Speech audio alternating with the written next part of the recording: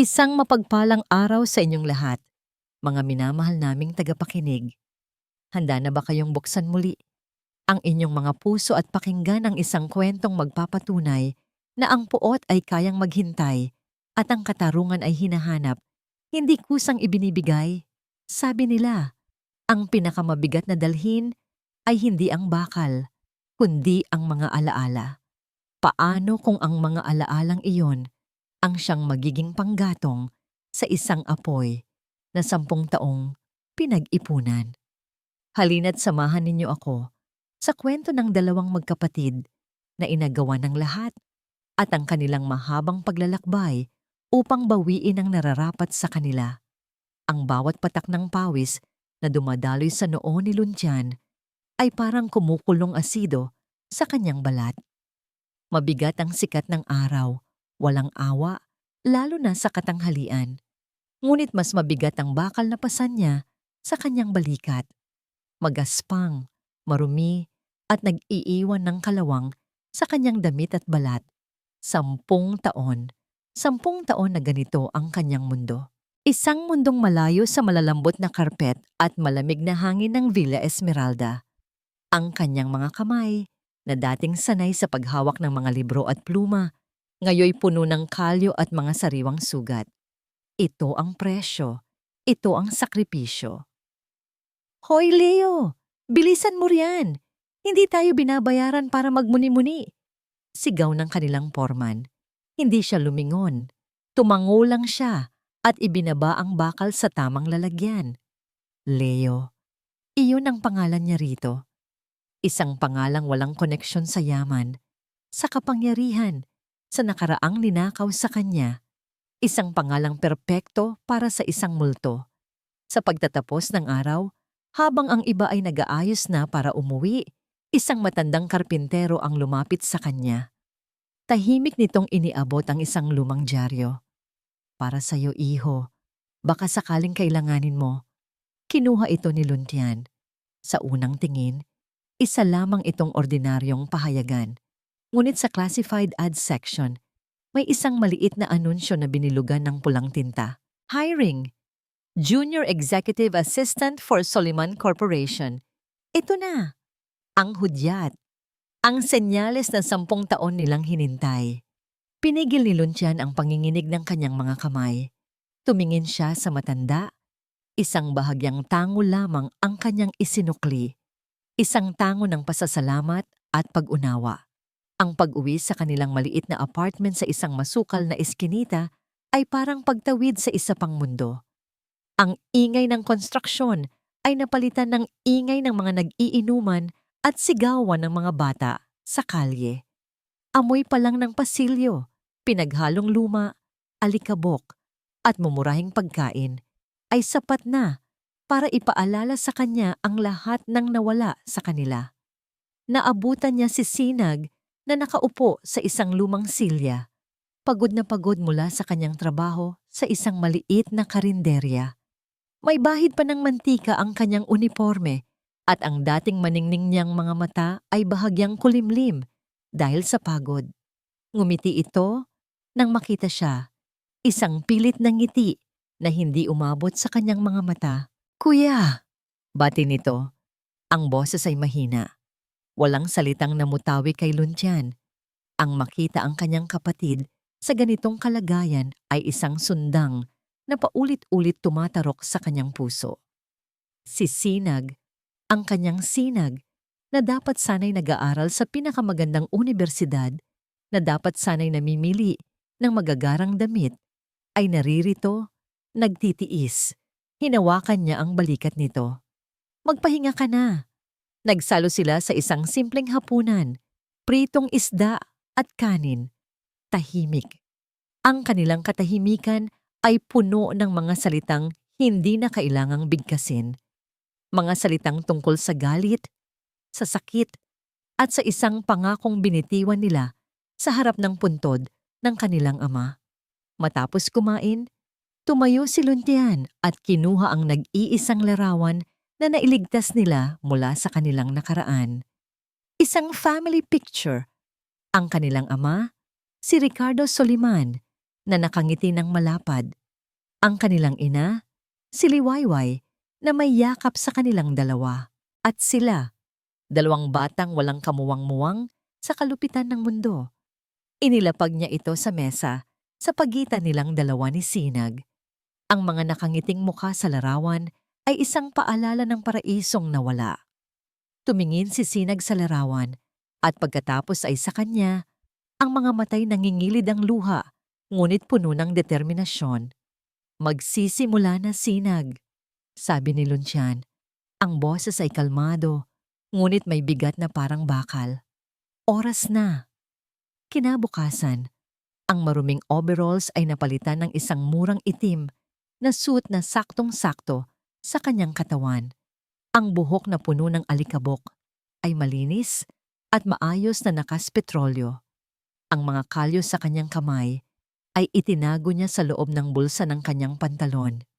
Nakatayo siya ngayon sa tapat ng isang dambuhalang gusali na gawa sa salamin at bakal. Sa tuktok nito, nakaukit sa pilak ng mga letra ang pangalang minsan ay sa kanila. Soliman Corporation. Humugot siya ng malalim na hininga. Ito ang unang hakbang papasok sa lungga ng ahas. Habang naghahanda siyang tumawid, isang makintab at itim na luxury car ang huminto sa mismong tapat ng entrance.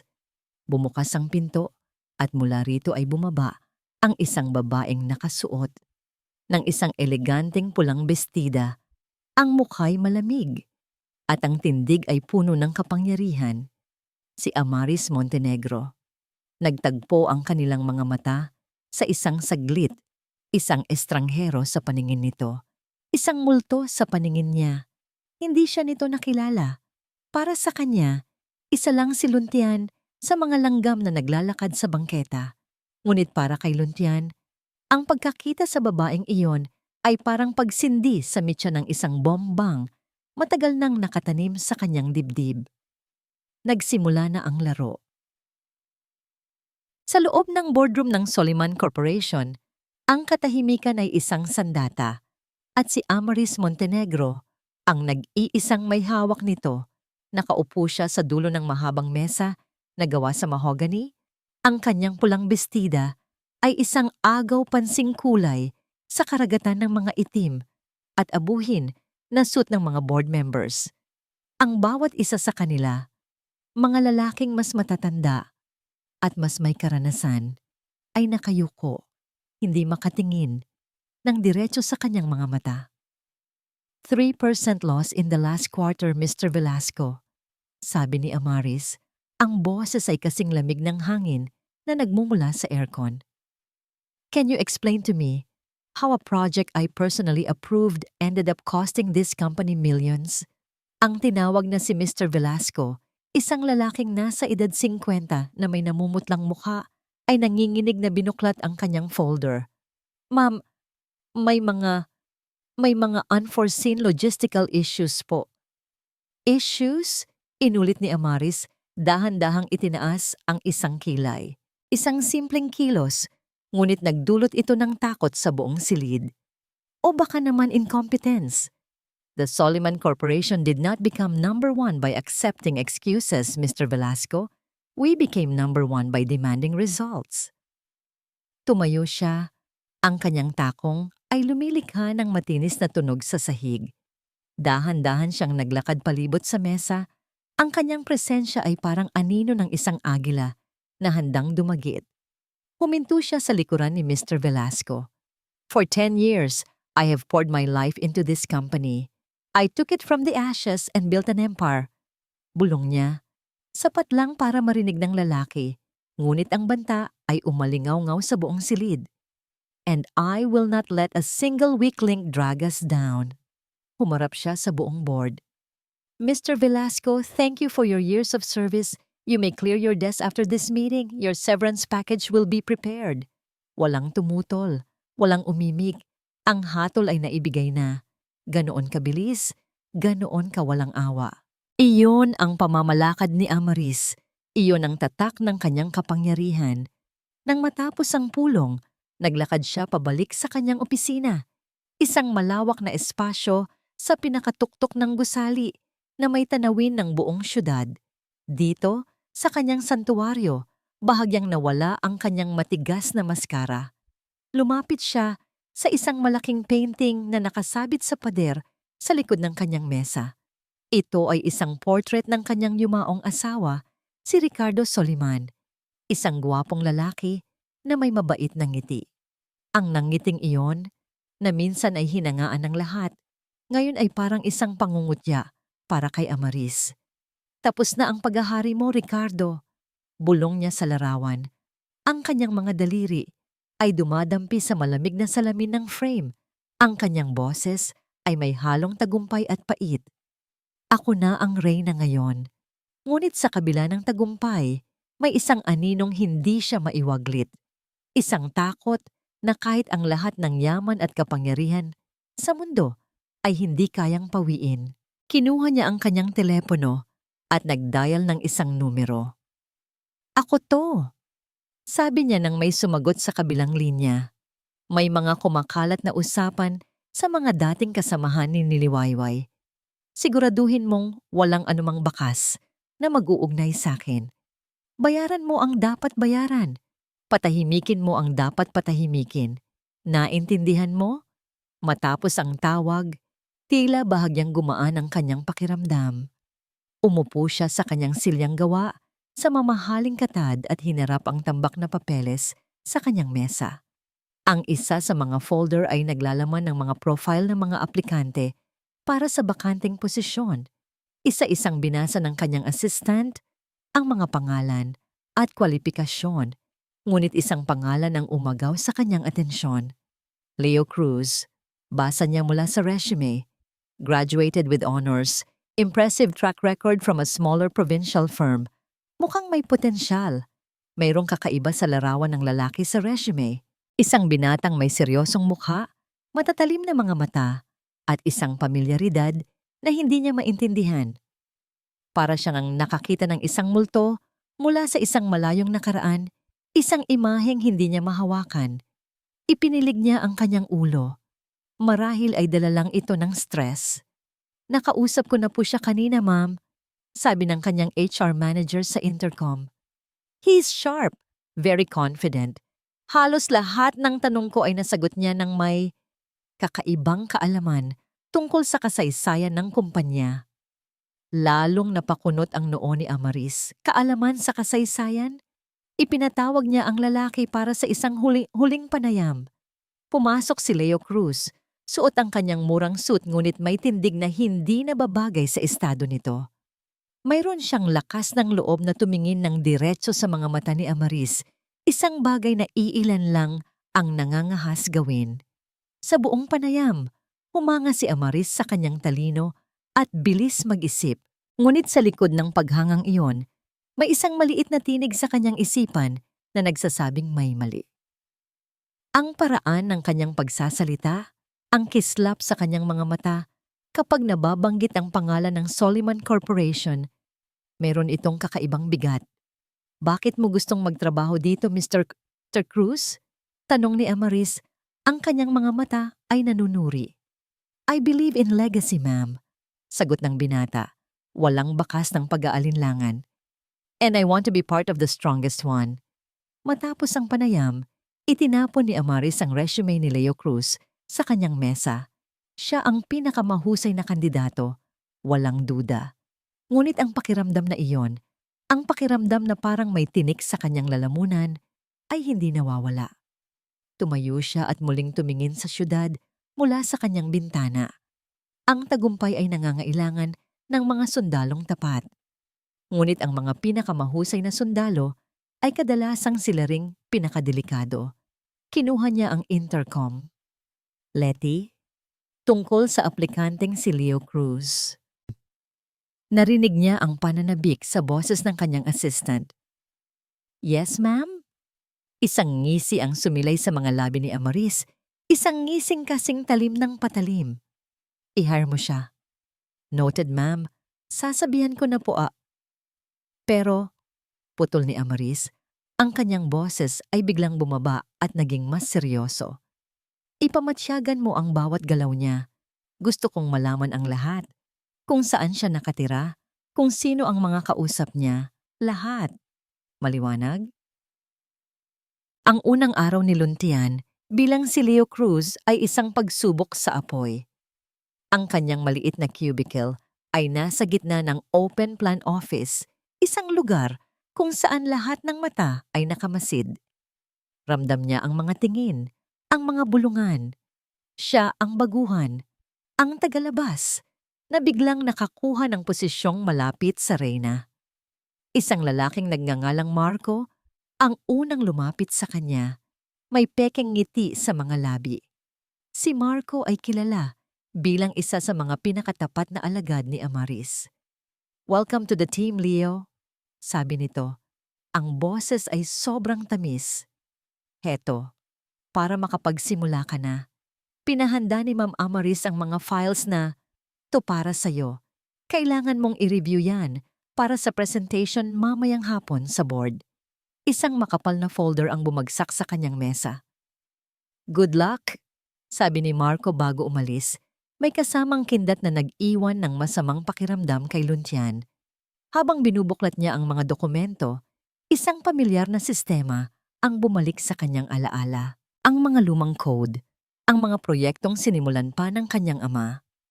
Ngunit habang lumalalim ang kanyang pagbabasa, napansin niya ang mga maliit ngunit kritikal na pagkakamali sa mga numero at datos. Ang mga ito ay hindi aksidente. Ang mga ito ay sadyang inilagay. Isang sabotahe. Kung ipipresenta niya ito, magmumukha siyang isang incompetent na baguhan sa harap ng buong board at sa harap ni Amaris. Nag-init ang kanyang mga sentido. Ito pala ang laro nila. Ngumisi siya ng bahagya. Hindi nila alam na sa teritoryong ito, siya ang tunay na may-ari. Sa loob lamang ng ilang oras, gamit ang kanyang malalim na kaalaman sa pundasyon ng kumpanya, itinama niya ang lahat ng mali. Hindi niya lang ito itinama. Pinaganda pa niya ang buong presentasyon, nagdagdag ng mga insights na tanging isang taong lumaki sa loob ng negosyong ito ang makakaalam.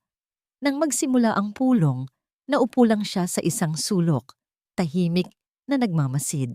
Nang tawagin na ang kanyang pangalan para ipresenta ang datos, kalmado siyang tumayo. "Mr. Cruz, proceed," utos ni Amaris, ang mga matay mapanuri. "Thank you, ma'am. Bago po ako magsimula," panimula niya, "nais ko lang pong linawin ang ilang minor discrepancies na nakita ko sa initial data." Isa-isa niyang ipinakita ang mga maling numero at pagkatapos ay ipinakita ang kanyang mga naitama. Kasama ang isang detalyadong paliwanag kung bakit ito nangyari. Isang katahimikan ang bumalot sa silid. Nakita niya ang pagkagulat sa mga mukha ng board members, ang namumutlang mukha ni Marco, at higit sa lahat, ang isang bagong kislap sa mga mata ni Amaris. Isang halo ng paghanga at mas malalim na suspetsa. Nailigtas niya hindi lang ang kanyang sarili, kundi ang buong proyekto. At sa unang pagkakataon, nakuha niya ang atensyon ng reyna. Pagkatapos ng araw, habang nag-aabang siya ng elevator, bumukas ito at nasa loob si Amaris. Siya lang mag-isa. Walang choice si Luntian kundi pumasok. Nagsara ang mga pinto at ang katahimikan sa loob ng maliit na espasyo ay nakakabingi. "You did well today, Mr. Cruz." Basag ni Amaris sa katahimikan, hindi nakatingin sa kanya, kundi sa refleksyon nila sa makintab na pinto ng elevator. "Almost too well for a newcomer. I'm a fast learner, ma'am," sagot niya. Pinapanatiling matatag ang kanyang boses. "We'll see," sabi lang nito. Bumukas ang pinto sa ground floor at nauna itong lumabas nang hindi na muling lumilingon. Naiwan si Luntian na naghahabol ng hininga, ngunit hindi pa tapos ang kanyang araw. Kinagabihan, nang ang buong gusali ay tahimik na at tanging mga janitor na lang ang gumagala, bumalik siya sa kanyang opisina. Ito ang tunay na dahilan kung bakit siya naroroon. Gamit ang isang maliit na device, sinimulan niyang i-bypass ang mga basic security protocols ng network. Ang bawat keystroke ay kalkulado. Isa-isa niyang binuksan ang mga digital na pinto. Hinahanap ang mga lihim na itinago ni Amaris sa loob ng 10 taon. Financial records, private correspondences, dealings. Sinimulan niyang kopyahin ang lahat sa isang encrypted hard drive na kasing laki lang ng kanyang hinlalaki. Ang bawat megabyte na naililipat ay isang piraso ng bala para sa kanilang digmaan. Sa gitna ng kanyang ginagawa, isang folder ang nakaagaw ng kanyang pansin. May label itong RS Archives, Decommissioned, Ricardo Soliman. Ang kanyang ama, puno ng pananabik, sinubukan niyang buksan ito. Ito marahil ang naglalaman ng mga personal na file ng kanyang ama, mga impormasyong maaaring maging susi sa lahat. Ngunit sa pag-click niya rito, isang pulang bintana ang biglang lumitaw sa kanyang screen. Kumukurap na parang isang babala. Access denied. Unauthorized attempt has been logged. Reports sent to administrator. Nanlamig ang buong katawan ni Lucian. Ang kanyang puso ay nagsimulang kumabog ng napakabilis. Isang pagkakamali, isang maling galaw, at ang multo ay nahuli na. Ang biyahe papuntang probinsya ng Arawan ay isang paglalakbay pabalik sa panahon. Ang bawat syudad na madaanan ng lumang bus na sinasakyan ni Sinag ay unti-unting napapalitan ng malalawak na bukirin. Ang maingay na syudad ay naging payapa at ang maruming hangin ay naging sariwa. Ngunit para kay Sinag, ang kapayapaan sa paligid ay kabaliktaran ng unos sa kanyang dibdib. Hawak niya sa kanyang kamay ang isang kupas na litrato, ang nag-iisang larawan ng kanilang ina na naisalba niya. Ang mga gilid nito ay lambot na sa paulit-ulit na paghawak. Ang kulay ay halos naglaho na. Ngunit ang nangiti ni Liwayway Reyes sa larawan ay malinaw pa rin sa kanyang isipan. Isang ngangiting hindi na niya muling nakita sa loob ng 10 taon. Isang kamag-anak nilang malayo, ang minsang nabanggit sa isang pag-uusap na may nakita raw itong babaeng kamukhang-kamukha ni Liwayway sa Arawan. Maraming taon na ang nakalipas. Isang bulong lang iyon, isang tsismis na maaaring walang katotohanan. Ngunit para kay Sinag, ang bulong na iyon ay isang sinulid ng pag-asa na handa niyang sundan kahit saan pa man ito mapunta. Bumaba siya sa isang maliit na bayan kung saan ang oras ay tila tumigil. Ang unang destinasyon niya, ang lumang simbahan na gawa sa bato, na siyang sentro ng buhay ng mga taga roon. Ang amoy ng mga kandila at lumang kahoy ay sumalubong sa kanya. Doon, sa isang hardin sa likod ng simbahan, natagpuan niya ang isang matandang madre na nagdidilig ng mga halaman, si Sister Elena. "Magandang araw po, Sister," bati ni Sinag. Ang boses ay bahagyang nanginginig. Ngumiti ang madre. Ang muka'y pununo ng mga linya ng kabaitan. "Magandang araw din sa'yo, Hija. Ano ang maipaglilingkod ko sa'yo?" Inilabas ni Sinag ang litrato. "May hinahanap po akong tao. Ang nanay ko po. Liwayway po ang pangalan niya." Kinuha ng madre ang litrato at ang mga mata nito'y bahagyang nanlaki. Matagal itong tumitig sa larawan na para bang may binabalikang alaala. "Liway." "Oo," sabi nito sa wakas. "May isang babaeng nanirahan dito noon. Mga 10 taon na rin ang nakalipas. Ginamit niya ang pangalang Liway. Isang mabait na babae. Ngunit lagi siyang takot." "Takot po?" "Oo." "Hija," tumango ang madre. "Lagi siyang nag-iisa. Laging nakatingin sa kanyang likuran na para bang may tinatakasan. Tumutulong siya dito sa simbahan, ngunit bihira siyang makipag-usap. May dala-dala siyang lungkot na hindi maipaliwanag." Isang kislap ng pag-asa at kirot ang naramdaman ni Sinag. Ito na, malapit na siya. "Nasaan na po siya ngayon, Sister?" Ang nangiti sa mukha ng madre ay napalitan ng kalungkutan. "Iyon ang hindi ko na alam. Isang gabi, nasunog ang maliit na bahay na tinitirhan niya sa dulo ng bayan. Isang malaking sunog. Ang sabi ng lahat, wala raw nakaligtas, walang nakitang katawan, Ngunit pagkatapos noon, hindi na namin siya muling nakita pa. Gumuho ang mundo ni Sinag. Ang sinulid ng pag-asang sinusundan niya ay biglang naputol. Sa kabila ng pighati, nagpa siya siyang puntahan ang lugar kung saan dating nakatayo ang bahay. Ito'y isang bakanteng lote na ngayon na tinubuan na ng matataas na damo. Ang tanging natitira ay ang mga itim na uling sa lupa at ang pundasyong gawa sa bato. Naglakad si Sinag sa gitna ng mga guho. May isang kakaibang pakiramdam, isang koneksyon. Ipinikit niya ang kanyang mga mata at sinubukang isipin ang kanyang ina na nakatayo rito, nagluluto, nag-aalaga ng halaman, nabubuhay. At sa pagitan ng sakit, may naramdaman siyang determinasyon. Kailangan niyang makahanap ng kasagutan. Sinimulan niyang halongkatin ang mga natirang abo at kahoy. Naghahanap siya ng kahit ano. Isang butones, isang piraso ng tela, kahit anong maaaring magbigay sa kanya ng patunay. At sa ilalim ng isang sunog na tabla, may nakita siyang isang bagay na nakabalot sa lumang plastik. Isang lumang aklat ng mga awitin sa simbahan. Isang songbook. Sunog ang kalahati nito, ngunit ang loob ay napreserba. Dahan-dahan niya itong binuklat. Sa isa sa mga pahina, sa tabi ng kantang paborito ng kanyang ina, may isang tuyong bulaklak ng sampagitan na nakasingit. Ang paboritong bulaklak ng kanyang ina. Napaiyak si Sinag. Hindi luha ng kalungkutan, kundi luha ng katiyakan. Nagpunta rito ang kanyang ina. Totoo ang lahat. Bumalik siya sa simbahan, dala-dala ang songbook. Ipinakita niya ito kay Sister Elena. Hindi po siya namatay sa sunog, sabi ni Sinag. Ang boses ay puno na ng bagong lakas. Alam ko pong hindi. Tumingin ang madre sa determinasyon sa mga mata ni Sinag. At pagkatapos ay tumango ito. Matagal kong itinago ito, Hija. Inisip kong baka bumalik siya balang araw.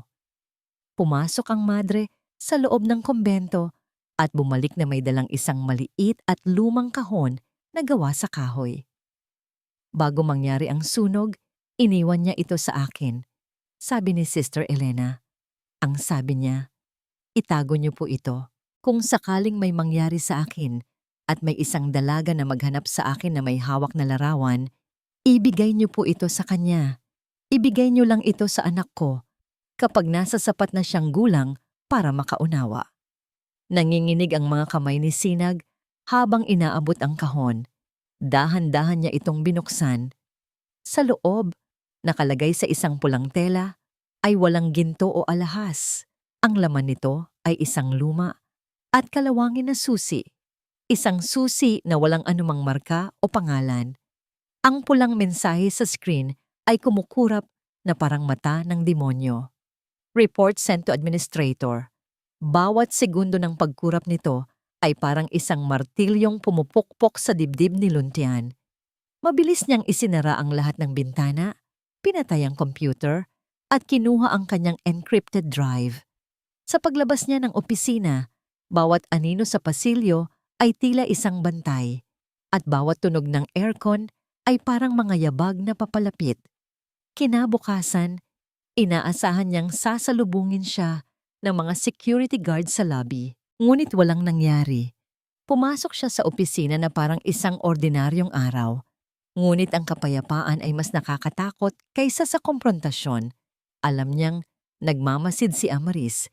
Hinihintay nito ang kanyang susunod na galaw. Naging mas maingat siya, mas alerto. Ngunit ang bitag ay dumating sa paraang hindi niya inaasahan. Ipinatawag siya sa opisina ni Amaris. Sa mesa nito ay may isang folder. Mr. Cruz, simula ni Amaris, ang kanyang nangiti ay hindi umaabot sa kanyang mga mata. Dahil sa ipinakita mong galing, may ibibigay akong isang espesyal na proyekto sa'yo. Isang potential acquisition, isang maliit, ngunit napaka-profitable na kumpanya. Binuksan nito ang folder. Sa loob ay mga detalye ng isang kumpanyang nagngangalang Viridian Dynamics. Sa unang tingin, ito ay isang gintong oportunidad. Ngunit habang sinusuri ni Luntian ang mga dokumento, may naramdaman siyang mali. Masyadong maganda para maging totoo. Ang mga financial projections ay perpekto, masyadong perpekto. I want you to handle the due diligence personally. Utos ni Amris. But this is highly confidential. Keep this between us. I want your report on my desk in 48 hours. Habang pauwi, hindi mapakali si Luncian. Ang Viridian Dynamics ay isang pain. Alam niya yon. Ngunit paano niya ito mapapatunayan? Habang nag-iisip, biglang nag-vibrate ang kanyang burner phone. Isang teleponong tanging siya at si Sinag ang nakakaalam. Ngunit hindi numero ni Sinag ang nasa screen. Isang unknown number. Nag-atubili siyang sagutin. Hello? Mag-ingat ka sa Viridian, sabi ng isang garalgal na boses sa kabilang linya. Isang boses ng isang matandang lalaki. Ito ay isang bitag. May mga itinatagong utang ang kumpanyang yan na sadyang inalis sa mga dokumento. Kapag inirekomenda mo ang pagbili at lumabas ang katotohanan, ikaw ang sisisihin sa lahat. Sino to? Tanong ni Luncian. Ang kanyang puso ay kumakabog. Isang dating kaibigan ng iyong ama. Sagot ng boses. Magkita tayo. Parking lot. Basement 4. Mamayang hating gabi. Mag-isa ka lang. At ibinaba na ang tawag. Puno ng pag-aalinlangan pinuntahan ni Luncian ang lugar. Sa isang madilim na sulok ng parking lot, isang anino ang lumabas mula sa likod ng isang poste. Ito ay isang matandang lalaki, medyo kubana, at nakasuot ng uniforme ng maintenance. Si Mang Celso, ang head ng IT department noong panahon ng kanyang ama. Isa sa mga taong pinagkakatiwalaan ni Ricardo Soliman. Luntian, iho, sabi ni Mang Celso, ang mga matay nangingilid ang luha. Hindi mo sukat akalain kung gaano katagal kong hinintay ang araw na to. Kamukhang kamukha mo ang iyong ama. Kayo po ang tumawag? Oo, akong o nga. Nakita ko ang log ng security. Alam kong ikaw iyon. Alam kong bumalik ka na. Kinuha ni Mang Celso ang isang lumang flash drive mula sa kanyang bulsa. Nandito ang totoong mga financial records ng Viridian. Isang bitag yan ni Amaris. At ang marko na yan, ang kanang kamay niya. Siya ang may hawak ng transaksyon. Isang plano ang mabilis na nabuo sa isipan ni Luncian. Hindi sapat na iwasan ang bitag. Kailangan niyang gamitin ang bitag laban sa kanila. Bumalik siya sa opisina kinabukasan na may bagong kumpiyansa. Humingi siya ng tulong kay Mang Celso para makakuha ng access sa computer ni Marco nang hindi nito nalalaman. Sa loob lamang ng ilang minuto, sa pamamagitan ng ilang linya ng code, nagawa ni Luncian ang isang napakatalinong galaw. Pinalitan niya ang isang digital signature sa isang pekeng dokumento. Ginawa niyang lumabas na si Marco at hindi siya ang nagbigay ng huling go signal para sa Viridian deal bago pa man matapos ang kanyang due diligence. Isang maliit na pagbabago sa metadata, isang paglipat ng petsa, sapat na para ilipat ang lahat ng sisi. Kinabukasan, ipinasa niya ang kanyang ulat kay Amaris. Isang ulat na nagsasabing potential risk ang deal. Ngunit may kasamang notasyon. As per Mr. Marco's prior approval and insistence, we are moving to the next phase. 2 araw ang lumipas at sumabog ang balita. Ang Viridian Dynamics ay sangkot sa isang malaking anomalya. Isang eskandalo. Sa isang emergency board meeting, galit na galit si Amaris. Sino ang nagbigay ng approval dito? Sigaw niya. Si Leo Cruz po ang in charge sa due diligence. Mabilis na sabi ni Marco, naghuhugas kamay. Ngumiti si Luncian sa kanyang isipan. Actually, ma'am, sabi niya, tumayo ng may paggalang. Ipinasa ko po ang aking ulat na may babala. Ngunit ayon po sa digital trail, si Mr. Marco na po ang nag-override at nag-approve ng deal 2 araw bago pa man ang aking final report. Ipinakita sa malaking screen ang digital na ebidensya na itinanim ni Luncian. Ang lahat ng mata ay napunta kay Marco na ngayon ay putlang-putla at hindi makapagsalita. Ang bitag ay gumana, ngunit ang daga na nahuli ay hindi ang inaasahan ng mga ngaso. Sa galit ni Amaris, si Marco ay agad na sinisante at pinagbantaang kakasuhan. Nawalan siya ng isang tapat na alagad at si Luntian, ang baguhan, ay naging isang bayani sa mata ng ilan at isang mas malaking banta sa mata ni Amaris. Pagkatapos ng araw, bago umuwi, dumaan si Mang Celso sa kanyang cubicle. May iniabot itong isang maliit at itim na external hard drive. Galingan mo, iho, bulong nito. Ito ang bagay na sinubukang protektahan ng iyong ama. Isang kopya ng lahat ng transaksyon bago siya mawala. Ngunit hindi lang ako ang nakakaalam nito. Ano pong ibig niyong sabihin? Tanong ni Luntian. May isa pang bantay. Tagabantay, sabi ni Mang Celso. Ang kanyang mga mata ay seryoso. Isang taong mas malapit sa inyo kaysa sa inaakala mo. Isang taong nagmamasid din mula sa malayo. Bago pa man makapagtanong si Luntian kung sino ang tinutukoy nito, mabilis nang umalis ang matanda. Iniwan siyang may hawak na isang makapangyarihang armas at isang panibagong palaisipan. Pagdating ni Luntian sa kanilang apartment, ang bigat ng hard drive sa kanyang bulsa ay kasing bigat ng palaisipan sa kanyang isipan. May isa pang bantay. Sino ang tinutukoy ni Mang Celso? Sino pa ang nagbabantay sa kanila mula sa anino? Ang pagbabawal na access sa archive ng kanyang ama ay nagpatunay na may malaking sikreto roon. Naabutan niyang naghihintay si Sinag. Ang mga mata nito'y may kakaibang kislap, isang halo ng pagod, takot, at pananabik. Sa ibabaw ng kanilang maliit na mesa, sa pagitan nilang dalawa, ay nakapatong ang isang lumang kahon na gawa sa kahoy at isang kalawangin na susi. Kuya, sabi ni Sinag, ang boses ay nanginginig sa pagpipigil ng emosyon. Nahanap ko to sa arawan. Ikinuwento ni Sinag ang lahat, ang simbahan, si Sister Elena, ang nasunog na bahay na inakalang pinaglibingan ng kanilang ina, ang songbook na may tuyong sampagwita, at ang kahon na iniwan ng isang misteryosong liway. Habang nakikinig si Luntian, unti-unting nabubuo ang isang larawan sa kanyang isipan, isang larawang nagpapabago sa lahat ng kanilang pinaniniwalaan. Ang ina nilang matagal na nilang inakalang patay o nag-abandona sa kanila ay buhay pala at nagtago sa arawan. Sabi ni Sister Elena, iniwan daw to ni Mama para sa anak niyang babae. Sabi ni Sinag, ang mga daliri nanginginig habang hinahawakan ng susi. Pero, para saan to, kuya? Tinitigan ni Luntian ang susi. Ordinaryo lang itong tingnan, ngunit habang pinagmamasdan niya ito ng mabuti, may napansin siyang isang maliit, halos nabura ng logo na nakaukit sa ulo nito. Isang agila sa loob ng isang bilog.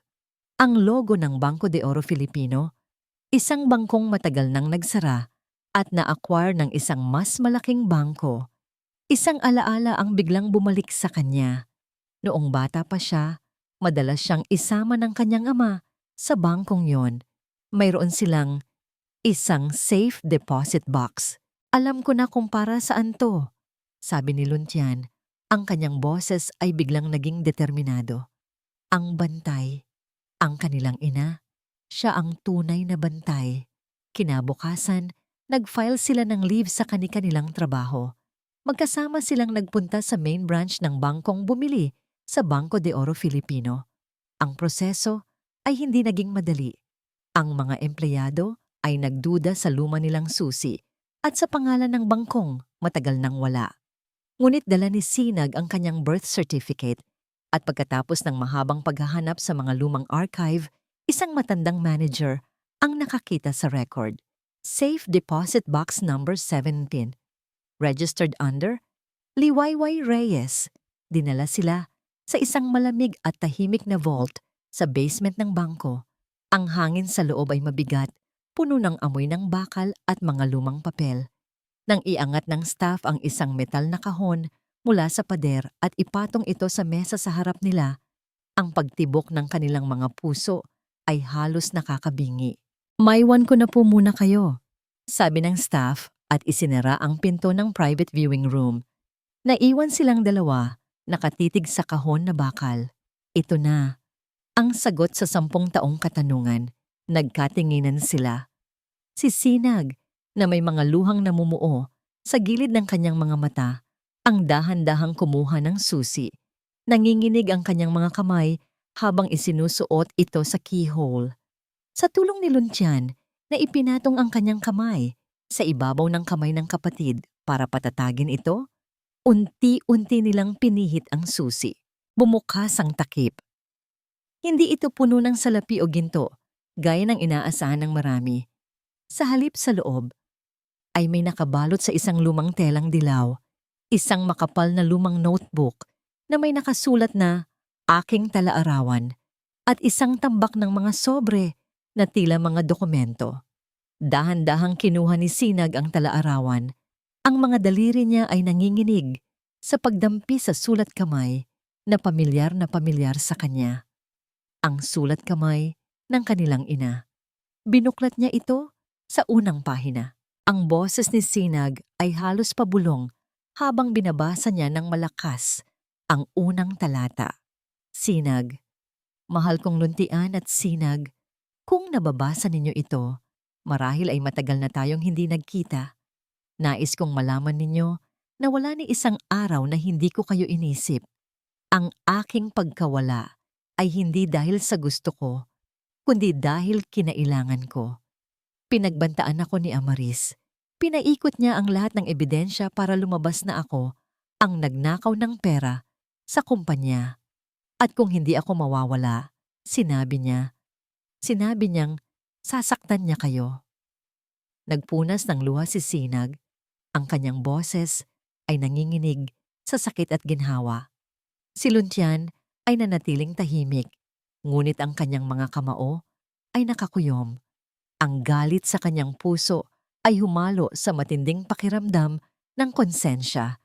Ang lahat ng pagkamuhi niya sa kanilang ina sa loob ng 10 taon ay biglang napalitan ng isang mapait na katotohanan. Ipinagpatuloy ni Sinag ang pagbabasa, lumalaktaw sa mga pahina, naghahanap ng mga susi, ng paliwanag. Ang bawat pahina ay isang sulyap sa paghihirap ng kanilang ina. Ang takot, ang pag-iisa, ang patuloy na pagbabantay sa kanila mula sa malayo. Ang mga sobre naman ay naglalaman ng mga ebidensya ng embezzlement na sadyang itinuro kay Liwayway. Ngunit may kasama ring mga orihinal na resibo at bank statements na nagpapatunay na si Amaris ang tunay na naglipat ng pera. Ngunit may isang pahina ang nagpatahimik kay Sinag. Ang kanyang mga mata ay nanlaki. Ang kanyang hininga ay huminto. Sinag, nanginginig ang boses. Kuya, basahin mo to. Kinuha ni Luntian ang talaarawan. Ang kanyang mga mata ay mabilis na dumaan sa mga salita at ang kanyang mukha ay namutla. Ang pagkabigla ay humalo sa matinding galit. Luntian, binabasa ng tahimik, ngunit maririnig ang panginginig sa boses. Sa mga huling buwan bago yumao si Ricardo, napansin kong lalo siyang humihina. Nagsusuka, nahihilo, palaging nanghihina. Ngunit ang sabi ni Amaris ay, stress lang daw. Palagi siyang pinapainom ni Amaris ng isang uri ng herbal tea bago matulog. Isang tea na ang sabi ni Amaris ay para raw sa kanyang puso. Ngunit, isang beses, nakita ko si Amaris na nakangisi habang tinitignan ang teacup pagkatapos uminom ni Ricardo. At ang amoy, kakaiba. Ang huling talata ay halos hindi mabasa dahil sa pagkabasag ng puso ng kanilang ina. Luntian, malamig, puno ng galit. Naniniwala akong nilalaso ni Amaris si Ricardo. Dahan-dahan, unti-unti, walang makakahalata. Binitawan ni Luntian ang talaarawan, ang kanilang ama. Hindi lang pinatay ng kalungkutan, kundi pinaslang. Ang lahat ng kanilang hinala ay nagkaroon ng anyo ng katotohanan. Hindi lang magnanakaw si Amaris, siya ay isang mamamatay tao. Muling binuklat ni Sinag ang huling pahina ng talaarawan. Sa dulo nito, sa isang sulok, ay may isang maliit na sulat na tila minadali ang pagkakasulat. Sinag, malakas, puno ng pananabik at takot. Kung nababasa ninyo ang mga linyang ito, hanapin ninyo si Halimaw. Siya ang nakakaalam ng buong katotohanan. Nanlaki ang mga mata ni Luntian. Halimaw? Sino si Halimaw? At anong katotohanan pa ang nakatago sa likod ng lahat ng ito? Ang salitang halimaw ay umalingaw-ngaw sa isipan ni Luntian, kasabay ng pait ng katotohanang nilason ang kanyang ama. Walang pag-aalinlangan, kinuha niya ang kanyang laptop, ang talaarawan ni Liwayway at ang mga dokumentong nakita nila sa safe deposit box ay sapat na upang simulan ang pagbubunyag ng nakaraan. Naaalala ni Luntian ang biro ng kanyang ama. Kapag may nakaharap itong matinding kalaban sa negosyo, tatawagin niya itong halimaw. Hindi para mang-insulto, kundi para ipahiwatig ang paghanga sa talino at kalupitan ng kalaban. Mayroon lang iisang pamilya na palaging binabanggit ng kanyang ama na karibal. Isang pangalang matagal nang hindi niya narinig, Montenegro. Kinuha niya ang lumang external hard drive na ibinigay ni Mang Celso. Ito ang mga lumang files ng Soliman Corporation mula sa panahon ng kanyang ama. Sa gitna ng tambak ng mga dokumento at lumang correspondence, natagpuan niya ang serye ng mga artikulo ng dyaryo mula sa mga nakaraang dekada. Isang artikulo mula sa isang business weekly noong unang bahagi ng 90s. Montenegro Group declares bankruptcy after failed bid against Soliman Holdings. Isang larawan ng isang lalaking may seryosong mukha ang kasama sa artikulo, si Don Alfredo Montenegro, ang patriarch ng pamilya. Sa ibaba ng larawan may nakasulat na pahayag, "This is a devastating blow. The Soliman family has shown no mercy but a Montenegro never forgets." Doon bumagsak ang lahat. Ang pangalan, Montenegro, Amaris Montenegro. Ang kanyang ama ay nagpatalsik sa negosyo ng pamilya ni Amaris. Ang lahat ng nangyari, hindi lang ito tungkol sa pera. Ito ay isang paghihiganti. Isang paghihiganti ng isang pamilyang binuwag ng kanyang ama. Isang paghihiganti na dinala ng isang henerasyon. Naalala niya ang boses ng kanyang ama noong bata pa siya, habang nagbabasa ng isang libro tungkol sa mga dakilang leader. Ricardo, voice over, warm but serious. Anak, sa negosyo, may mga pagkakataong ang kalaban mo ay hindi lang naghahanap ng tubo. Minsan, may dala silang mas malalim na dahilan. May mga halimaw na lumalaban hindi lang para manalo, kundi para makaganti. Tandaan mo, ang galit ay isang malakas na sandata, at ang pinakamapanganib ay ang galit na matagal nang inipon. Tumayo si Luntian at nilapitan ng bintana. Ang mga ilaw ng syudad ay kumikinang sa dilim, parang milyon-milyong bituin. Ngunit sa kanyang paningin, ang mga ilaw na yon ay nagsimulang maging mga mata ng isang halimaw na matagal nang naghihintay. Ang laro ni Amaris ay mas personal, mas madilim, at mas talamak kaysa sa inakala nila. Ang paglapastangan sa kanilang ina, ang pagpaslang sa kanilang ama. Lahat ay parte ng isang mas malaking, mas masalimuot na plano ng paghihiganti. Ang kaalaman na ito ay hindi nagdala ng kapayapaan, bagkus ay nagpainit ng kanyang dugo. Kung dati ay galit lang ang nagtutulak sa kanya, ngayon ay mas naging matalim ang kanyang paningin. Hindi ito magtatapos hanggat hindi niya ito binubuwag. Samantala, sa isang lumang sementeryo na may mga naggagandahang libingan ng mga makapangyarihang pamilya, nakatayo si Amaris Montenegro. Ang malamig na hangin ay humahaplos sa kanyang pulang bestida, ngunit hindi nito nagawang palamigin ang apoy sa kanyang mga mata. Sa harap niya ay ang isang malaking libingan na gawa sa marmol, may nakaukit na pangalang Don Alfredo Montenegro. Amaris, mababa, puno ng puot. Ama, matagal na kitang pinagmasdan. Matagal kong inipon ang galit na itinanim niyo sa akin. Akala ng mga Soliman, tapos na ang lahat ng buwagin nila tayo. Akala nila, ang mga Montenegro ay kalansay na lamang sa limot. Dumukot siya sa kanyang bag at kinuha ang isang piraso ng papel. Ito ay isang printout ng access log, ang RS Archives Decommissioned Folder. Ang pangalan ni Leo Cruz ang nakasulat bilang nagtangkang mag-access. Isang ngisi ang sumilay sa kanyang mga labi. Ngunit ang dugo ng Montenegro ay hindi kailanman sumusuko. Ang anak ni Ricardo Soliman, ang aking luntian, bumalik ka sa lungga ng ahas. Akala mo ay matatalino ka, ngunit hindi mo pa kilala kung sino ang tunay na halimaw dito.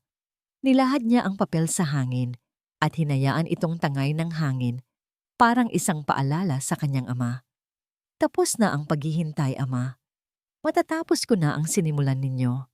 Ang lahat ng Soliman ay luluhod sa paanan ng isang Montenegro.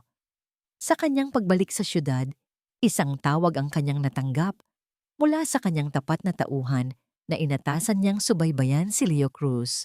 Ang ulat. Nakipagkita si Leo Cruz sa isang matandang IT staff na dating konektado sa pamilya Soliman. At ang pinakahuli, nakita si Leo Cruz kasama ang isang babae, ang kapatid nitong si Sinag. May daladalang kahon, napakuyom ang kamao ni Amaris, ang talaarawan. Nahanap na nila. Ang takot na matagal niyang kinulong sa isang sulok ng kanyang isipan ay unti-unting lumabas. Alam na nila ang lahat. Ang laro ay hindi na lang tungkol sa negosyo. Ito ay isang digmaan. At ang kanyang mga kalaban ay hindi na mga bata. Mabilis siyang nagmaneho patungo sa direksyon ng apartment ng magkapatid. Ang kanyang isip ay gumagawa na ng isang mas madilim na plano. Kailangan niyang maunahan ang mga ito. Kailangan niyang burahin ang huling bakas ng katotohanan. At kailangan niyang saktan sila sa paraang hindi nila kailanman makakalimutan.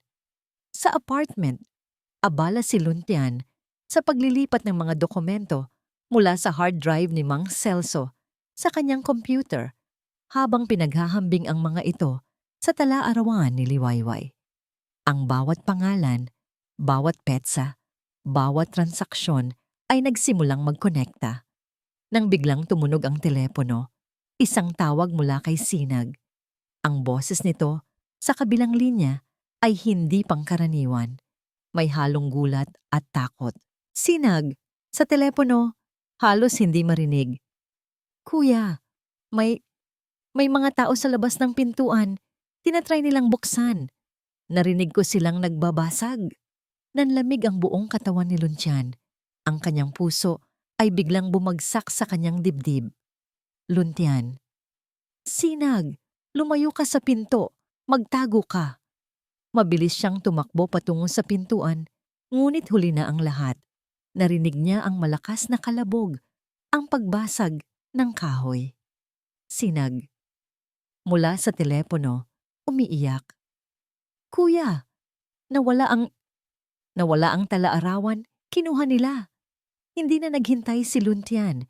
Dali-dali siyang ang lumabas ng gusali, tumatakbo ng napakabilis, ang tanging nasa isip ay ang kanyang kapatid. Nang makarating siya sa kanilang apartment, ang pintuan ay basag na basag. Ang maliit nilang tirahan ay niloob at binasag. Ang lahat ng gamit ay nakakalat sa sahig.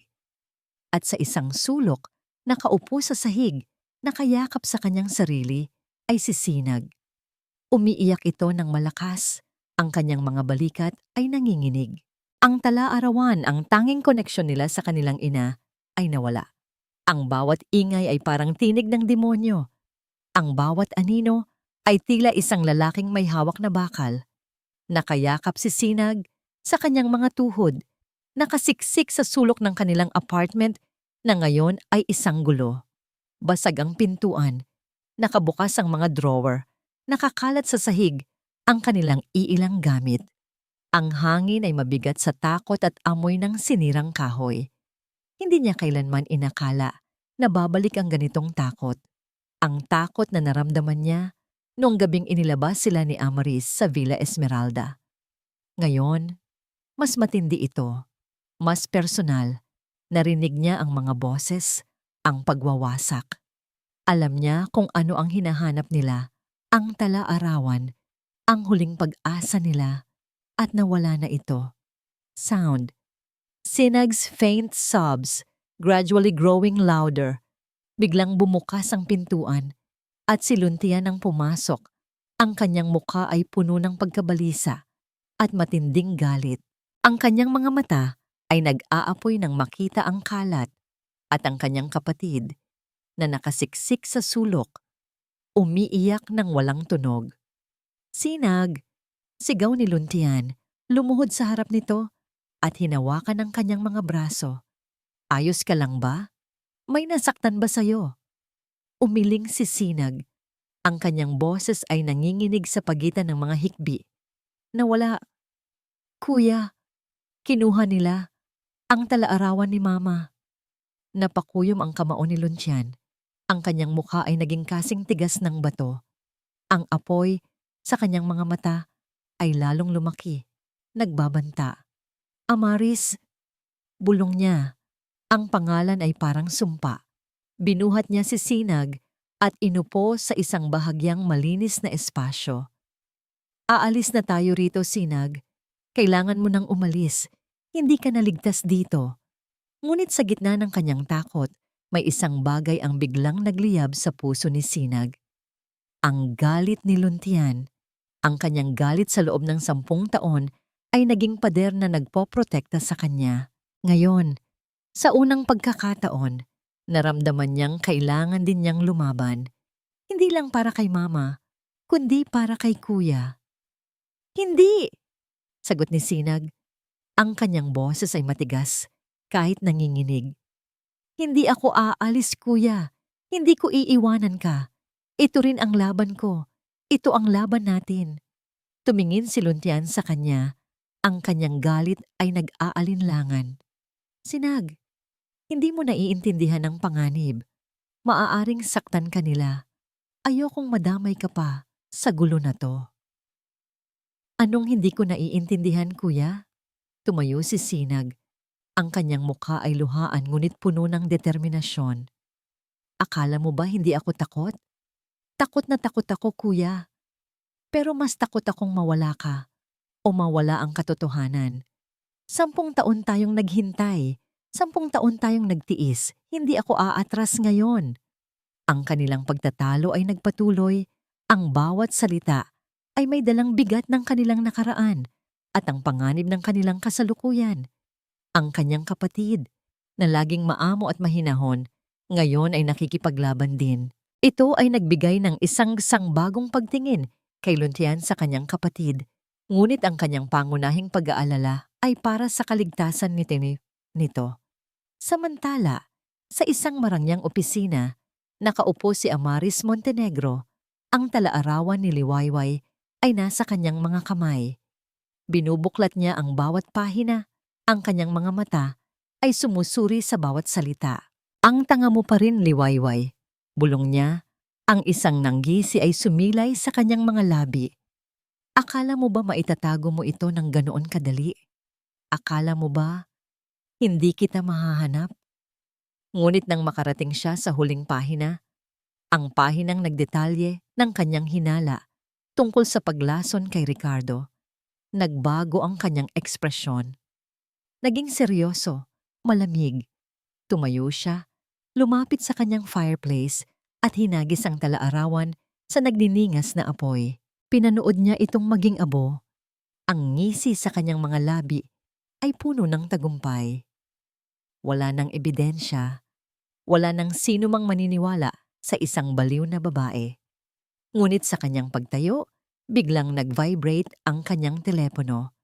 Isang email mula sa security company na nagbabantay sa kanyang mga files. May nakasulat doon, "Urgent, unauthorized access attempt detected. File uploaded." Napakuyom ang kamao ni Amaris. Binuksan niya ang email at sa loob ay may isang attachment, isang munting video file. Nang i-click niya ito, isang malabong ngunit malinaw na video ang lumabas. Ito ay mula sa kanyang pribadong CCTV camera sa labas ng isang liblib na restaurant. At sa video, nakita niya ang kanyang sarili nakikipag-usap sa isang lalaking may masamang reputasyon. Ang parehong lalaking inutusan niya upang dukutin ang talaarawan at takutin si Sinag. Kasama sa email ang isang anonymous na mensahe. Ang apoy ay hindi kayang magtago ng lahat ng lihim, Amaris. May mga anino na hindi nasusunog. Ang ngisi ni Amaris ay biglang napalitan ng isang mapait na pait. May nagmamanman, may nakakaalam, at ang taong yun ay tila mas malapit kaysa sa inaakala niya. Amaris. Sa kanyang sarili, nagngangalit. Sino ka man? Makikita ko rin kung sino ka. Samantala, sa kanilang apartment, habang sinusubukan ni Luntian na ayusin ang kalat at aliwin si Sinag, biglang nag-vibrate ang kanyang burner phone. Ang panginginig ng burner phone sa kamay ni Luntian ay parang panginginig ng kanyang buong katawan. Isang bagong email. Walang nagpadala. Anonymous. Binuksan niya ito. Ang laman ng email ay isang link sa isang secure cloud storage. Nang i-click niya, bumungad sa kanya ang video na ipinadala rin kay Amaris. Ang video kung saan nakikipag-usap si Amaris sa kanyang tauhan bago ang pagnanakaw. May kalakip na mensahe. Gamitin mo ito. Ngayon na. Bago mahuli ang lahat. Napakuyom ang kamao ni Luntian. Ang kanyang isip ay parang kumukulong tubig. Ang maingat na plano, ang 10 taon ng paghihintay, ang lahat ay tila nawasak. Ang pagkawala ng talaarawan, ang takot sa mga mata ni Sinag, ang lahat ng yon ay nagtulak sa kanya sa gilid ng bangin. Hindi na siya makapag-isip ng malinaw. Ang tanging nakikita niya ay ang mukha ni Amaris at ang pagnanais na makita itong gumuho. Kuya, ano yan? Tanong ni Sinag, na ngayon ay tahimik nang nag-aayos ng iilang gamit na hindi nasira. Ito ang ebidensya, sabi ni Luntian. Ang kanyang boses ay matigas at malamig. Ebidensya na si Amaris ang nag-utos na guluhin tayo at nakipagkita sa isang kriminal. Pero paano natin yan gagamitin nang hindi tayo nalalantad? Nag-aalala si Sinag. Baka masira ang lahat ng plano mo. Tumingin si Luntian sa kanya. Ang mga mata ay puno ng matinding galit. Wala nang plano, Sinag. Hindi na tayo pwedeng maghintay. Hahayaan ko siyang masunog sa sarili niyang apoy. Sa gitna ng galit na bumabalot sa kanya, hindi na niya inisip ang posibleng kapalit. Gumawa siya ng anonymous email account, inattach ang video, at ipinadala sa bawat miyembro ng board ng Soliman Corporation na nasa kanyang contact list. Pagkatapos, ipinadala rin niya sa ilang piling news outlets na kilalang kritikal sa pamamahala ni Amaris. Tapos na, sabi ni Luntian. Ang kanyang boses ay may halong pagod at kakaibang ginhawa. Ngunit sa kanyang puso, may isang hindi maipaliwanag na takot. Kinabukasan, isang emergency board meeting ang ipinatawag. Si Luntian, bilang si Leo Cruz, ay isa sa mga inatasang dumalo. Ang hangin sa boardroom ay kasing bigat ng tingin ng bawat isa sa kanya. Ang mga mukha ay puno ng pagkalito, galit at pagtataka. Pumasok si Amaris, ngunit hindi siya tulad ng inaasahan. Walang bakas ng takot o gulat sa kanyang mukha. Sa halip, kalmado siya, halos nakangisi. I know why we are all here, sabi ni Amaris. Ang kanyang boses ay malakas at malinaw, puno ng awtoridad. Isang kasuklam-suklam na pagtatangka upang sirain ang aking pangalan at ang kumpanyang ito. Ipinakita niya ang video sa malaking screen. Ang lahat ay nagulat. Ngunit nang magsasalita na, ang isang board member, itinaas ni Amaris ang kanyang kamay. This video, simula niya, ay isang kasinungalingan, isang huwad na ebidensya na nilikha ng isang taong may balak sirain ako. Isang taong nagtatago sa likod ng isang bagong pangalan, si Leo Cruz. Nanlaki ang mga mata ni Luntian. Paano? Paano niya nalaman? Ipinakita ni Amaris ang isang serye ng mga dokumento, mga pekeng bank statements, mga pekeng email, at isang detalyadong ulat na nagpaparatang kay Leo Cruz na ginagamit ang kanyang posisyon upang kumuha ng pera sa kumpanya at gamitin ang mga ito sa personal na layunin. Ang lahat ng ebidensya ay sadyang idinisenyo upang magmukhang totoo, upang lumabas na si Luncian ang mastermind sa likod ng lahat ng kaguluhan sa nakalipas na mga buwan, kabilang ang eskandalo sa Viridian Dynamics. Hindi lang yan, patuloy ni Amaris. Ang kanyang boses ay puno ng galit na sadyang ginagaya. Nalaman din namin na si Leo Cruz ay may malalim na koneksyon sa isang pamilyang kaaway ng Soliman Corporation. Ang pamilyang Montenegro, Luntian Soliman. Nag-iba ang kanyang pangalan, ngunit ang dugo niya, hindi.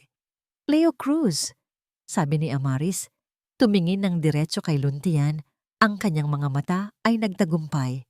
O dapat ko bang sabihin, Luntian Soliman, nakasuspend ka at haharapin mo ang buong puwersa ng kumpanyang ito sa korte.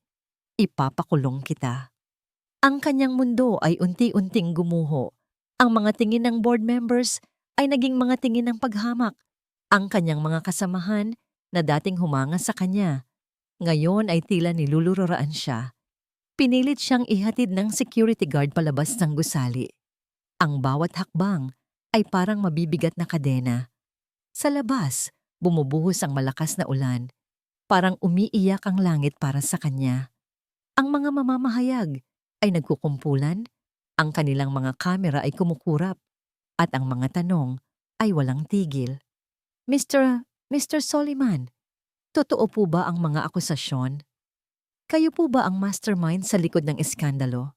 Nakaupo si Luncian sa kanilang apartment, basang-basa, habang nakayakap pa rin si Sinag sa kanyang mga tuhod. Ang apartment ay tahimik, ngunit ang loob niya ay puno ng ingay ng pagkatalo. Ang lahat ng plano, ang lahat ng sakripisyo, ang lahat ng galit, wala. Ang lahat ay nawala. Sinag, ang kanyang ina, ang kanyang ama, ang Soliman Corporation, lahat. Wala. Tumingin siya sa basag na bintana.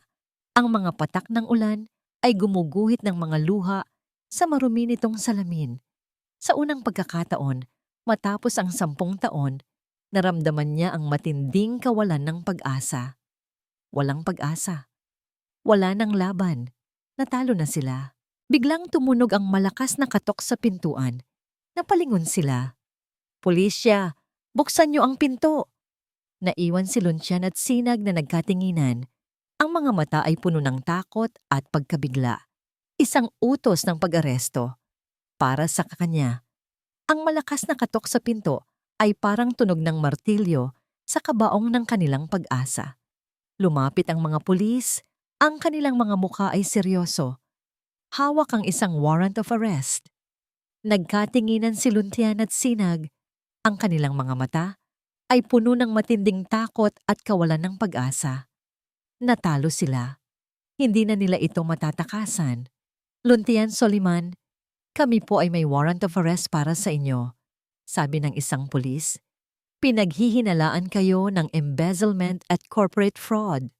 Ngunit bago pa man abutin ng pulis ang kamay ni Luncian, isang boses ang biglang umalingaw-ngaw mula sa likuran nila. "Sandali lang, opisyal!" Lumingon sila. Sa pintuan nakatayo ang isang babae. Isang babaeng may katamtamang tangkad, ngunit ang kanyang tindig ay puno ng lakas at determinasyon. Ang kanyang buhok ay may iilang puting hibla, ngunit ang kanyang mga mata ay buhay na buhay. Puno ng isang pamilyar na init na matagal nang hindi nakita ni Sinag. Suot niya ang isang simpleng puting blusa at palda, ngunit ang kanyang presensya ay kasing bigat ng isang reyna. Si Sinag ang unang nakaramdam nito. Ang kanyang puso ay biglang kumabog ng napakabilis. Ang isang pamilyar na pakiramdam, isang init na kumalat sa kanyang dibdib. Isang mukha na nakita niya sa isang lumang litrato, isang ngiting minsan nang nagbigay liwanag sa kanyang mundo. "Mama?" Halos pabulong na tanong ni Sinag. Ang kanyang boses ay hindi makapaniwala. Lumingon si Luntian at nakita niya ang kanyang ina, si Liwayway. buhay siya. Tumayo siya. Ang kanyang katawan ay tila nabuhusan ng malamig na tubig. Hindi ito isang panaginip. Hindi ito isang multo. Mga anak ko, sabi ni Liwayway, ang kanyang boses ay puno ng emosyon, ang mga mata ay nangingilid ang luha. Bumalik na ako. Ngunit hindi nag-iisa si Liwayway. Sa likuran niya ay nakatayo si Mang Celso, ang matandang IT staff na dating nagbigay ng hard drive kay Luntian. At sa tabi niya ay isang lalaking nakasuot ng formal na suit. Hawak ang isang briefcase. Ako po si Attorney Benedicto, legal counsel ng pamilya Soliman. Sabi ng abogado, ang kanyang boses ay matatag. At ang aking kliyente, si Ginang Liwayway Reyes Soliman, ay may mahalagang impormasyon na magpapatunay sa inosensya ni Ginoong Luntian Soliman at magbubunyag sa tunay na salarin. Dinala sila sa istasyon ng pulisya. Ang maliit na interrogation room ay napuno ng tensyon. Sa isang tabi ay nakaupo si Luntian at Sinag, habang sa kabilang tabi ay nakaupo si Liwayway, si Mang Celso at si Attorney Benedicto. Sa kabilang silid, si Amaris Montenegro na ipinatawag para sa isang interview tungkol sa alegasyon ni Luntian ay nakaupo ng may kumpiyansa. Nagawa niyang burahin ang talaarawan. Ginawa niyang kriminal si Luntian. Sigurado siyang panalo na siya. Ngunit nagbago ang lahat nang pumasok si Liwayway sa silid. Ang ngisi ni Amaris ay biglang naglaho. Ang kanyang mukha ay namutla. Ang kanyang mga mata ay nanlaki sa pagkabigla. Liwayway? Halos hindi makapaniwalang tanong ni Amaris. Ang kanyang boses ay nanginginig. Papaano? Hindi ko naman talaga intensyong mamatay sa sunog na yon, Amaris. Kalmadong sagot ni Liwayway. Ang kanyang mga mata ay puno ng pait. Inutusan mo ang mga tao mo, natakutin ako, na ipa-frame ako sa pagnanakaw. Alam kong hindi ako makakakuha ng katarungan kung mananatili ako, kaya ginawa ko ang sunog. Nagkunwari akong namatay upang makalayo, makapagplano, at makahanap ng paraan upang protektahan ang aking mga anak. Ikinuwento ni Liwayway ang kanyang mga taon ng pagtatago, ang kanyang pagiging liway sa arawan, ang kanyang pagmamanman kay Amaris mula sa malayo sa tulong ng mga matatapat na empleyado ni Ricardo, tulad ni Mang Celso na hindi kailanman naniwala sa mga kasinungalingan ni Amaris. Siya ang bantay na matagal nang nagbabantay sa kanyang mga anak, nagpapadala ng mga pahiwatig at tulong sa likod ng mga eksena. Siya ang nagpadala ng video kay Luntian at nagpadala rin kay Amaris upang masiguro na hindi ito makakatakas. Ngunit ang pinakamasahol sa lahat, Amaris, sabi ni Liwayway, ang kanyang boses ay lumakas, puno ng galit na matagal nang kinimkim. Hindi ka lang magnanakaw, ikaw ay isang mamamatay tao. Natawa si Amaris, isang pilit na tawa. Wala kang ebidensya, Liwayway, na sunog na ang talaarawan mo. Walang maniniwala sa isang baliw na babae. Ngunit ngumiti si Liwayway, isang nangiting puno ng pait at tagumpay. Hindi lang talaarawan ang inihanda ko, Amaris. Bago pa man sumabog ang sunog sa arawan, inilagay ko ang lahat ng ebidensya sa isang safe deposit box. At hindi lang iyon, mayroon din akong personal na alaala ng iyong krimen. Kinawayan ni Liwayway si Attorney Benedicto. Inilabas ng abogado ang isang maliit na digital recorder. Umalingaongaw sa silid ang isang boses. Ang boses ni Amaris. Amaris recorded. Sabi ng doktor, hindi nila makikita ang lason sa katawan niya. Isang uri ng herbal tea na dahan-dahang gumagana. Walang trace. Dapat recorded. Sigurado po kayo, Ma'am Amaris? Delikado po inyan. Amaris recorded. Huwag kang mag-alala. Ang mahalaga, mawawala si Ricardo at mapapasakin ang lahat. Isipin mo na lang, ilang taon tayong naghintay para sa paghihiganti. Ngayon, matitikman na nila ang pait ng pagkatalo. Biglang namutla ang mukha ni Amaris. Ang kanyang mga mata ay nanlaki, ang kanyang katawan ay nanginginig. Ang kanyang malakas na maskara ay tuluyang nawasak. Sound. Crashing sound as Amaris slams her hand on the table, followed by gasps. Hindi! Hindi totoo yan! Sigaw ni Amaris, ang kanyang boses ay puno ng desperasyon. Binubuo lang yan, isa yan impostor. Ang boses ay tugma. Ginang Montenegro. Sabi ng isang pulis. Mayroon din kaming ebidensya ng mga bank transfers mula sa inyo patungo sa isang pharmacist na kilalang nagbebenta ng illegal herbal toxins sa parehong panahon bago pumanaw si Ginoong Soliman. Ang lahat ng salita ni Amaris ay nawalan ng saysay. Ang kanyang imperyo ay gumuho. Ang kanyang mga kasinungalingan ay nabunyag. Sa wakas, ang katarungan ay nanalo. Inabot ng pulis ang kamay upang pusasan si Amaris. Ngunit bago pa man magawa, tumingin ito kay Luntyan. Ang kanyang mga mata ay puno ng puot at matinding kabaliwan. Amaris, malakas, puno ng galit. Masyado kang tulad ng iyong ama. Luntyan, akala mo ba nalo ka na? Wala kang alam. Ang kapayapaan, hindi mo yan kailanman makakamit. Hindi ka magiging masaya. Dahil tulad ko, tulad ng isang Montenegro, hinding-hindi ka magiging payapa. Ang kanyang tawa ay umalingaw-ngaw sa silid. Isang huling pagtatangka na guluhin ang isip ni Luntyan. Ngunit sa pagkakataong ito, hindi na siya natinag. Lumapit si Sinag kay Luntyan. Ang kanyang mga mata ay puno ng luha. Ngunit ang mga luhang ito ay hindi na luha ng takot, kundi luha ng kaligayahan. Kuya, sabi ni Sinag. Nagkatinginan sila at sa unang pagkakataon, matapos ang 10 taon ng pait at sakit, ang 3 pira-pirasong kaluluwa ng pamilya Soliman ay muling nagtagpo. Isang mahigpit na yakap. Si Liwayway, nasa gitna, habang nakayakap ang kanyang mga anak, ang bawat hikbi ay isang paglabas ng 10 taon ng pighati, takot at pagmamahal. Ito ang pamilyang muling nabuo. Ito ang simula ng kanilang pagpapagaling. Ilang linggo na ang nakalipas mula nang mahuli si Amaris Montenegro. Nahaharap siya ngayon sa mga kasong embezzlement at murder. Nabalik na ang kontrol ng Soliman Corporation sa mga kamay ng mga Soliman sa ilalim ng pangalan ni Luntyan bilang Ricardo Soliman Jr. Ang lahat ay tila bumalik sa dati o sa dapat sana'y mangyari. Ngunit ang tagumpay ay hindi kasing tamis ng inakala ni Luntyan. Nakatayo siya sa loob ng dating opisina ng kanyang ama na ngayon ay kanyang opisina, tinitignan ang malawak na syudad mula sa bintana.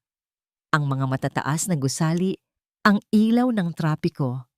Ang lahat ng ito ay dapat magbigay sa kanya ng pakiramdam ng kapangyarihan, ng tagumpay. Ngunit ang naramdaman lang niya ay kawalan. Isang malaking butas sa kanyang dibdib na hindi mapunuan ng anuman. Ang mga salita ni Amaris sa istasyon ng pulisya ay umalingaw-ngaw sa kanyang isipan. Hindi mo yan kailanman makakamit. Hindi ka magiging masaya. Dahil tulad ko, hinding-hindi ka magiging payapa. Kinamumuhian niya ang mga salitang iyon, ngunit may isang bahagi ng kanyang sarili ang nag-aalinlangan. Natatakot na baka totoo iyon. Isang hapon, pumunta si Luntyan sa isang sementeryo, nag-iisa. Sa harap ng puntod ng kanyang ama, si Ricardo Soliman, yumuko siya. Matagal siyang nanatiling tahimik. Ang kanyang mga mata ay nakatingin sa marmol na bato. Hindi niya iniyakan ang kanyang ama sa loob ng 10 taon. Pinuno niya ang kanyang puso ng galit, ng pagnanais na maghiganti, na isipin na ang pagkamit ng katarungan ang magiging pampawi sa kanyang sakit. Ngunit ngayon, sa wakas, bumuhos ang mga luha. Ang bawat patak ay parang paglabas ng 10 taon ng pighati, ng pagsisisi, ng kalungkutan. Humagulgol siya. Ang kanyang mga balikat ay nanginginig. Humingi siya ng tawad sa kanyang ama sa hindi niya paghahanap sa katotohanan ng mas maaga sa pagpapaubaya niya sa galit na sumakop sa kanyang puso. Nang gabing iyon, matapos ang pagdalaw sa puntod, nakipag-usap siya sa kanyang ina, si Liwayway. Umupo sila sa kanilang apartment na ngayon ay medyo naayos na. Tahimik na nagkakape. Ma, simula ni Luntian. Ang kanyang boses ay paos pa rin mula sa pag-iyak. Patawarin mo po ako sa lahat ng akala ko, sa lahat ng galit na naramdaman ko. Hinawakan ni Liwayway ang kanyang kamay. Ang kanyang mga mata ay puno ng pag-unawa. Anak, walang dapat ipatawad. Ang galit mo ay natural lamang. Ang mahalaga ay narito na tayo. Magkasama na ulit. Pero ang galit ko, sabi ni Luncian, halos kainin na ako nito. Natatakot ako na baka hindi na ako makahanap ng kapayapaan tulad ng sinabi ni Amaris. Ngumiti si Liwayway, isang nangiting puno ng karunungan. Hindi tayo tulad ni Amaris, Luntian. Ang kapayapaan ay hindi natatagpuan sa paghihiganti. Ito ay natatagpuan sa pagpapatawad. Hindi lang sa iba, kundi sa sarili mo. Ang pagpapagaling ay isang proseso, anak. Hindi ito nangyayari sa isang iglap. Isang simpleng hapunan ang inihanda ni Sinag sa Villa Esmeralda, ang kanilang lumang bahay. Sa unang pagkakataon, matapos ang 10 taon, nakabalik sila. Ang malaking bahay na dating puno ng malungkot na alaala, ngayon ay tila nagbabalik ang init at buhay. Hindi pa ito ganap na naibalik sa dating ayos, ngunit ang presensya ng kanilang pamilya ay sapat na upang punuin ito ng init. Nagsalo sila sa hapagkainan, isang simpleng nilagang manok at kanin. Ngunit ito, ang pinakamasarap na pagkaing natikman ni Luncian sa mahabang panahon. Pinuno ni Sinag ang bahay ng sariwang bulaklak na sampagwita, ang paboritong bulaklak ng kanilang ina. Naalala niyo po yung mga araw na dito tayo naglalaro, kuya? Sabi ni Sinag, tumawa ng bahagya habang tinuturo ang isang lumang litrato sa album na kinuha ni Liwayway mula sa isang lumang aparador. Isang litrato nila ni Luncian na bata pa, naglalaro sa hardin. Tumawa si Luncian, isang tunay na tawa na matagal nang hindi niya narinig sa kanyang sarili. Oo, dito ako nahulog sa puno at ikaw ang umiyak ng umiyak. Puno ng kwentuhan at tawanan ng gabing iyon. Tiningnan nila ang mga lumang album, nagkwentuhan tungkol sa mga panahong magkasama sila. May mga sandaling bumalik ang lungkot, lalo na tuwing nababanggit ang kanilang ama. Ngunit ngayon, mayroon na silang ina upang yakapin at damayan. Ang bawat luha ay hindi na luha ng pighati, kundi luha ng pagpapagaling. Nang magtatapos ang gabi, habang nag-aayos sila ng mga gamit, may napansin si Luncian sa kanyang bulsa, isang sobre. Isang sobre na galing sa Bureau of Corrections. Kinuha niya ito. Ang kanyang pangalan ang nakasulat. Sa likuran, ang pangalan ng nagpadala, Amaris Montenegro. Napakunot ang noo ni Luncian. Hindi niya ito binuksan. Tinitigan niya lang ang sulat. Ang kanyang puso ay biglang bumalik sa pakiramdam ng bigat at galit. Nag-aalinlangan siya. Ano ang laman nito? Isang panibagong banta? O isang pag-amin? Dapat niya ba itong basahin? O hayaan na lang ang nakaraan na manatiling nakabaon? 1 taon na ang lumipas mula nang bumagsak ang imperyo ni Amaris Montenegro. Siya ay nananatili sa bilangguan, humaharap sa parusang habambuhay dahil sa kanyang mga krimen. Ang Soliman Corporation ay muling sumisikat, ngunit sa ibang paraan. Sa ilalim ng pamamahala ni Luncian, na ngayon ay buong pagmamalaking ginagamit ang kanyang tunay na pangalan, ang kumpanya ay hindi lang nagiging matagumpay. Ito ay nagiging simbolo ng integridad at ethical na negosyo. Nakatayo si Luncian sa harap ng fireplace sa Villa Esmeralda. Hawak niya ang sulat mula kay Amaris. Matagal niya itong tinitigan. Ang kanyang isip ay bumabalik sa lahat ng pinagdaanan nila. Ang galit, ang sakit, ang pagnanais na maghiganti.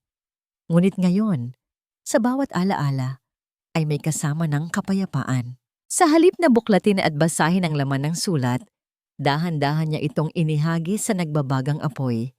Pinanood niya itong maging abo. Ang kanyang mukha ay kalmado, ang kanyang puso ay malaya.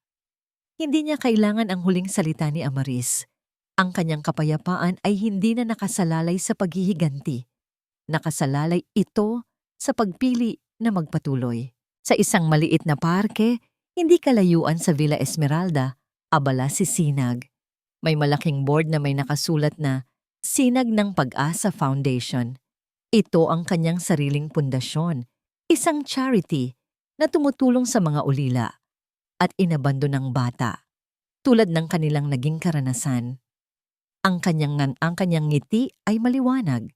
Ang kanyang boses ay puno ng kagalakan habang naglalaro siya kasama ang mga bata.